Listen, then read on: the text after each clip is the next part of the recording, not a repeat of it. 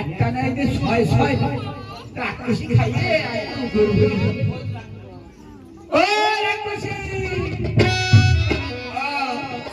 এই রে একটা কই দিই তার ছয় ছয় ও চোখ দিয়ে পোশাকে টোট দিয়ে চচ্চড়ি করতো